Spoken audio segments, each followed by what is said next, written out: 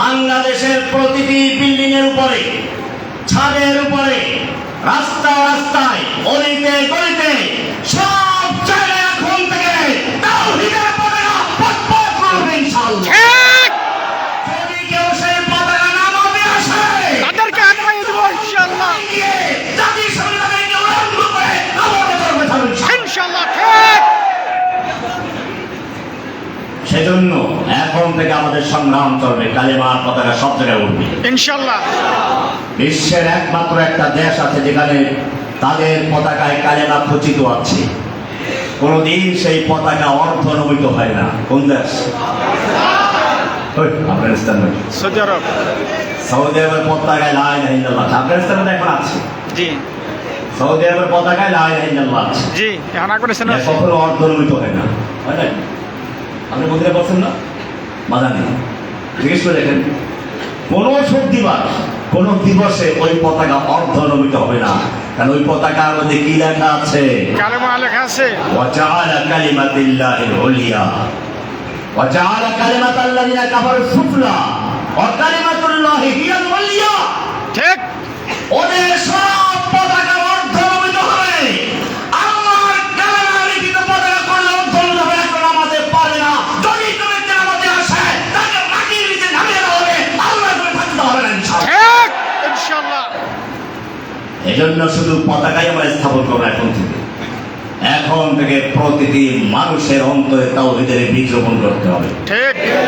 এখন থেকে সব কালচারাল আক্রমণ ধ্বংস করিয়ে তাওহীদের কালচার তৈরি করতে হবে। ঠিক। সব জায়গায় ইসলামের তাহাজিব তামাদ্দুনকে পুনঃপ্রতিষ্ঠা করতে হবে। ঠিক। খেলাধুলা বলেন, খেলাধুলা জায়েজ আছে না? জায়েজ না। কয়েকটা শর্ত সাপেক্ষে। এক নম্বর শর্ত হচ্ছে কোনো জুয়া থাকতে পারবে না। জুয়া টাকা দিলেও সবাই মিলে, যে জিতবে সে নিয়ে যাবে, যে ফেল করে সে পাবে।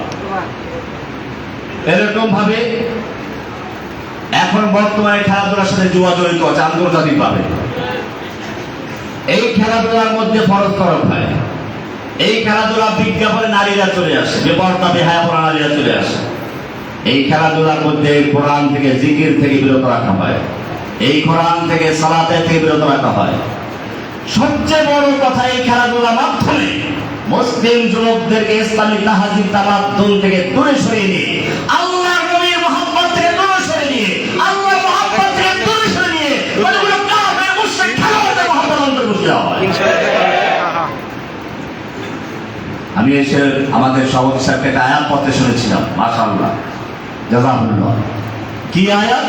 আল্লাহ তাআলা বলছেন, লা তাজিদু কওমান ইউমিনুনা বিল্লাহি ওয়াল ইয়াউমিল আখির ইউআদ্দুনা মান হাদ্দাল্লাহ ওয়া রাসূলাহু ওয়ালাউ কানু আবাআহুম আও ইখওয়ানাহুম আও আযওয়াজাহুম ওয়া আশীরাতাহুম উলাইকা কাতাবা ফী কুলুবিহিমুল ঈমান। লা তাজিদু কওমান, আপনি এমন কোন জাতিকে পাবেন না, এমন কোন সম্প্রদায়কে দেখতে পাবেন না যারা একদিকে আল্লাহকেও ভালোবাসবে, আমার আল্লাহর দুশমনকেও ভালোবাসবে। আমি ওনাকেও ভালোবাসবো, ওনার দুশমনদের সাথেও আমি মাখামাখি করবো। উনি বরদাস্ত করবেন? একটা মানুষ যদি তার সাথেও ভালোবাসা রাখবো, তার শত্রুদের সাথেও ভালোবাসা রাখবো, এটা বরদাস্ত করতে না পারে, আল্লাহ বরদাস্ত করবেন? আল্লাহ স্পষ্ট করে দিয়েছেন, লা তাজিদু কওমান ইউমিনুনা বিল্লাহি ওয়াল ইয়াউমিল আখির। যারা আল্লাহ এবং রাসূলের প্রতি বিশ্বাস করে, পরকালে বিশ্বাস করে, তারা এমন হতেই পারে না, এমন তাদেরকে পাওয়াই যাবে না, দেখাই যাবে না, হতেই পারে না যে তারা আল্লাহ দুশমনদেরকেও ভালোবাসবে।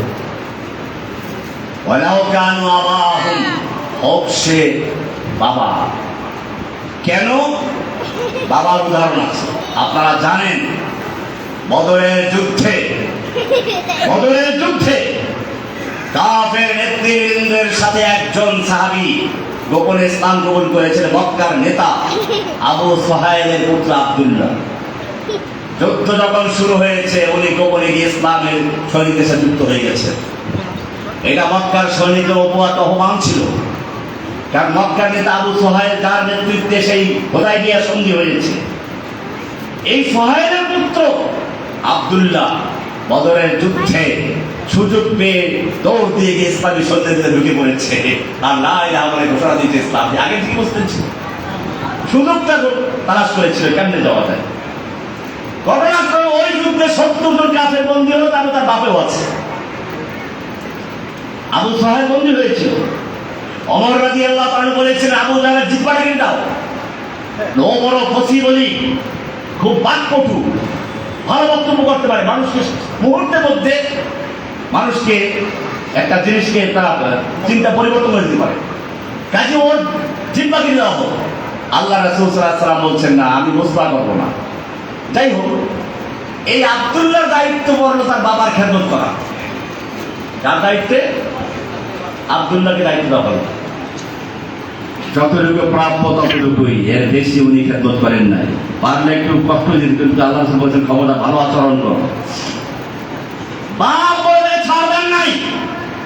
আল্লাহ তাআলা এই আব্দুল্লাহর প্রশংসা করে বলেছেন ওয়ালাউ কানা আবাহুম, হোক না সে বাপ, বাপকে পর্যন্ত তারা ছাড় দেয় না। তারপরে কি? আবনাহুম, সন্তানকেও ছাড় দেয় না। এটা আবু বকর রাদিয়াল্লাহু তাআলার ঘটনা। আবু বকর রাদিয়াল্লাহু তাআলা আনহু যুদ্ধের পর তার ছেলে আব্দুর রহমান বদর যুদ্ধে কাফেরদের পক্ষে যুদ্ধ করেছে। ইসলাম কবুল করার পরে বলল, আব্বা বদরের যুদ্ধে তুমি আমার তরবারে নাগালে কয়েকবার এসেছিলে, ইচ্ছে করলে একবার বেঁধে পারতাম, মারি যায় বাবা বলে। আবু বকর বলেছিলেন তোর ভাগ্য ভালো, আমার তরবারে নাগালে একবার পড়িসনি, একবার পাই তোকে আল্লাহ তো দ্বিগুণ করে ফেলতাম। তারপরে কি ওই খাওয়ানা ভাই, সুবহানাল্লাহ, ভাই কি জানেন? মুসআব ইবনে উমাইর রাদিয়াল্লাহু তাআলা আনহু মক্কার এক ধনীর আদরের দুলা, সকালে এক পোশাক, বিকেলে এক পোশাক। ইসলাম কবুল করার কারণে তার মা তাকে ত্যায্যপুত্র করে দিল। আল্লাহ রাসূল সাল্লাল্লাহু আলাইহি ওয়াসাল্লাম মদিনায় ইসলাম প্রচারের জন্য সর্বপ্রথম যাকে পাঠিয়েছিলেন তিনি হচ্ছেন সেই মুসআব ইবনে উমাইর রাদিয়াল্লাহু তাআলা আনহু। যখন তিনি হিজরত করে যান, পরনে শুধু একটা লুঙ্গি ছাড়া কিছুই ছিল না। যখন তিনি শহীদ হয়ে যান, ওই যে জানেন না যে মাথা ডাকলে পাও ডাকে না, পাও ডাকলে মাথা ডাকে না, পরে বলেন মাথার দিক ঢেকে দাও, পায়ের দিকটা স্থির ঘাট দিয়ে ঢেকে দাও। মুসআব বিন উমাইর এত আদরের দুলাল ছিলেন। ওনার ভাই ছিল উবাইদ বিন উমাইর, বদরের যুদ্ধে সেও বন্দী হয়েছে। যখন উমাইর দেখলো তার ভাইকে মুসলমান সৈনিকদের সাথে সহকর্মে যুদ্ধ চালিয়ে যাচ্ছে আর বন্দী করছে, ডাক দিয়ে বললো, উমাইর তুই তো আমার ভাই, দেখ তোদের লোকেরা আমাকে বন্দী করছে, একটু ঢিল দিয়ে বন্দী করতে পারো। ভাই কি বলছে? আরে তুই কিসের ভাই আমার? আমার ভাই তো ওরা যারা তোকে বন্দী করছে। আর বললেন ওরে ভালো করে বাঁধো, ওর মা অনেক ধনী, অনেক বড় মুক্তিপণ দিয়ে ওকে ছাড়াতে আসবে। আল্লাহ প্রশংসা করে বলেছেন ওয়ালাউ কানা আবাহুম আবনাহুম ইখওয়ানুহুম, ভাই হোক না কেন, আও আশিরাতাহুম, আশিরাতাহুমকে ওমর রাদিয়াল্লাহু তাআলা আনহু বন্দীদের ব্যাপারে বললেন সব মেরে ফেলা হোক, এরা মক্কার নেতা একটা ছাড়া হবে না।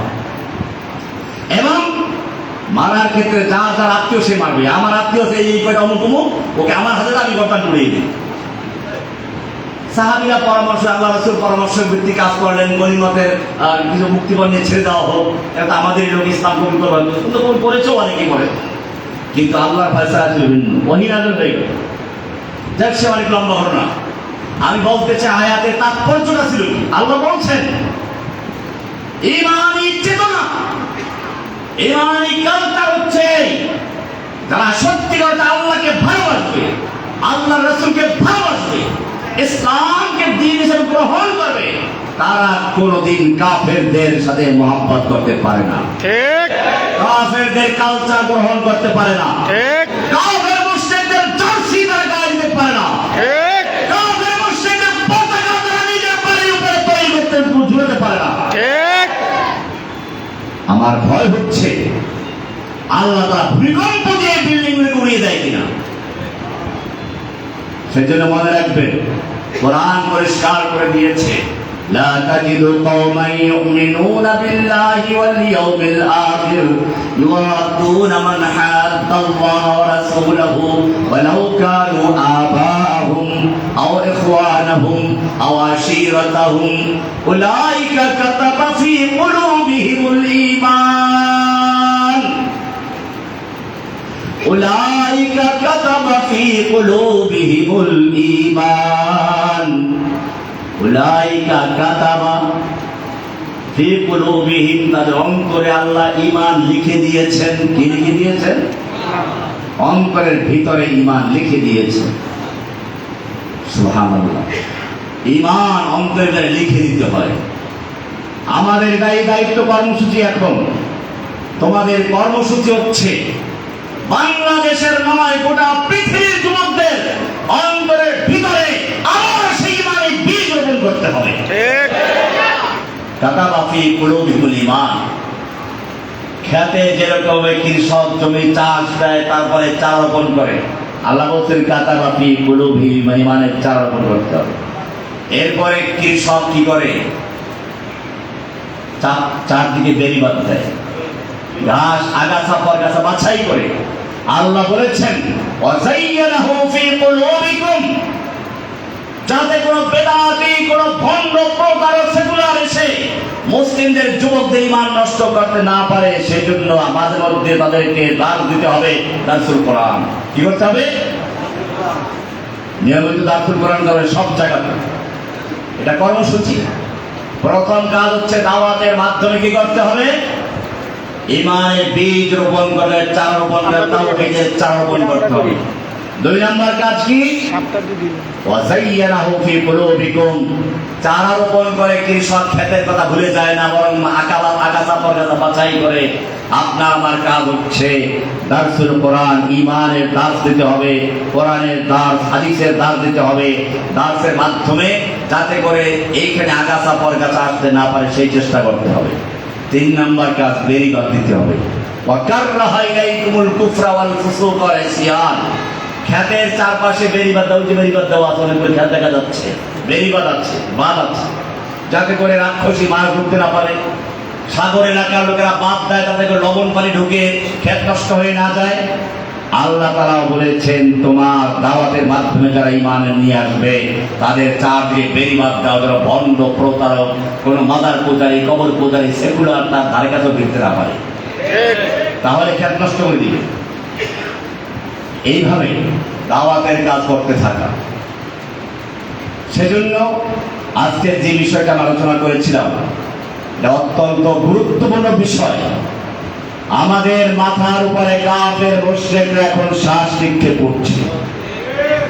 আপনারা জানেন রংপুরে রাম মন্দির তৈরি হচ্ছে। ওদের রাম নাকি বড় বড় মসজিদ মাদ্রাসা, ওখানে ওদের রামকে দেখা যায়। বাবরি মসজিদ ঐতিহাসিক মসজিদ, কোন হিন্দু পণ্ডিত স্বপ্নে দেখেছে ওখানে রাম ওখানে মাথা তুলেছিল, রাম ওখানে গেছে। এখন নাকি এবার দেওবন্দ মাদ্রাসায় ও রামকে দেখা গেছে। তা আমি বলি যদি রাম এরকম মসজিদে মাদ্রাসা দৌড়ায় তাহলে বুঝতে হবে রাম তোমরা হিন্দু ধর্ম পছন্দ করে না,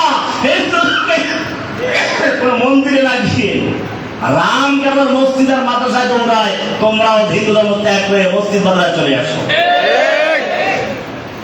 কিন্তু শুনে রাখুন, তারা এর মাধ্যমে মসজিদ মাদ্রাসা ধ্বংস করার পায় তারা চালাচ্ছে।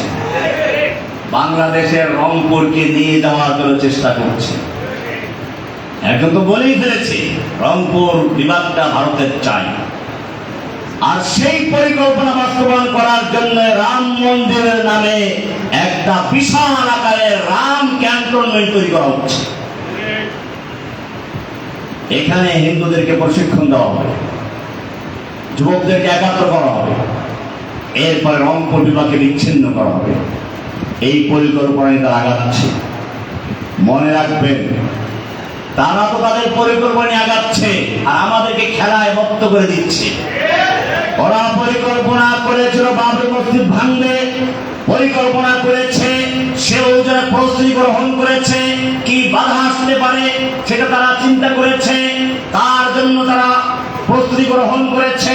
ওরা জানে মুসলিমরা কেবল কয়েকদিন লাফালাফি করবে, মিছিল করবে, স্লোগান দেবে, এরপরে উৎপাত ঠান্ডা হয়ে যাবে, বাউলের মতো বৃষ্টি শেষ, আন্দোলন শেষ, এরপরে কিছুই করতে পারবে না। ওরা সেই প্রস্তুতি নিয়ে বাবরি মসজিদ ভাঙ্গার প্ল্যান করেছিল, প্রস্তুতি নিয়েছে, ভেঙে দিয়েছে সুযোগ মতো। মুসলিমরা ঠিকই কয়েকদিন মিছিল মিটিং করেছে, তারপরে সেই ভৌবদঙ্গের মতো আবার ঠান্ডা হয়ে চলে গেছে। তারা প্ল্যান করেছিল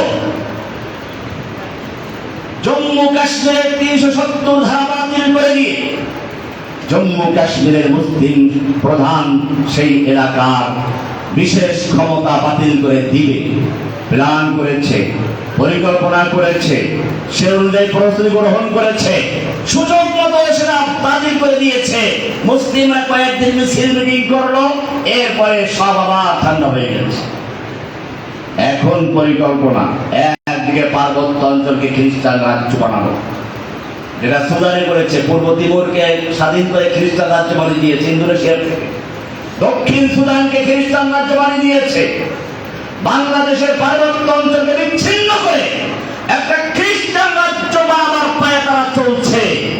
সে অনুযায়ী সেখানে লোকের খ্রিস্টান বানাচ্ছে, প্রশিক্ষণ দিচ্ছে, অস্ত্র দিচ্ছে, এবং সময় সুযোগ মতো তারা স্বাধীনতার ঘোষণা করবে। বাংলার মুসলিমরা কয়েকদিন মিছিল মিটিং করবে, তারপরে ঠান্ডা হয়ে যাবে।